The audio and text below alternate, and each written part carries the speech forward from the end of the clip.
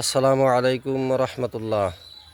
প্রিয় বন্ধুগণ, আজকে বিশেষ করে আমরা যে নামাজের জন্য বা কোরআন তিলাওয়াতের জন্য বা অন্যান্য ইবাদত বন্দিগি করার জন্য যে অজু করি, সেই অজুর মধ্যে 6টি কাজ আছে যে কাজটি মাকরুহ।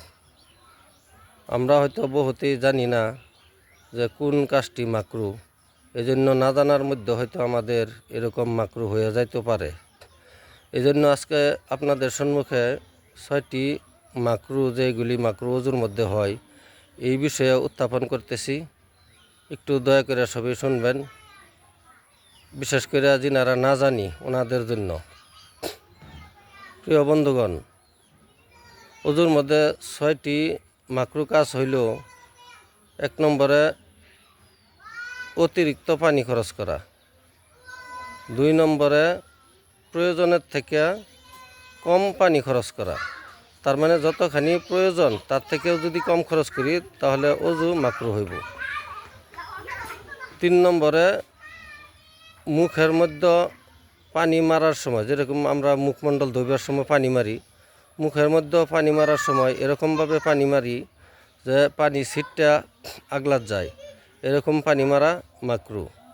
4 নম্বরে অজুর সময় সাংসারিক কথাবার্তা বলা, অর্থাৎ দুনিয়াদারি কথাবার্তা বলা। 5 নম্বরে বিনা উজুরে সুস্থ থাকা সত্য, মানে বিনা কারণে বিনা উজুরে অন্য সহায় নিয়ে অজু করা। 6 নম্বরে কিছু মানুষ এরকম আছে যে বারবার নতুন করে হাতের মধ্যে পানি নেয় আর মাথা মুছাই করে। এরকম করে কত মানুষ আছে যে 3বারও মাথা মুছাই করে। এরকম করা মাকরুহ। তো প্রিয় বন্ধুগণ, আমরা 6টি মাকরুর বিষয়ে জানতে পারলাম যে ওযুর মধ্যে কি কি মাকরুহ হয়। তো যদি ভিডিওটা ভালো লাগে তাহলে ইনশাআল্লাহ শেয়ার করে দিবেন, যাতে যারা না জানে ওনাদের উপকার হয়।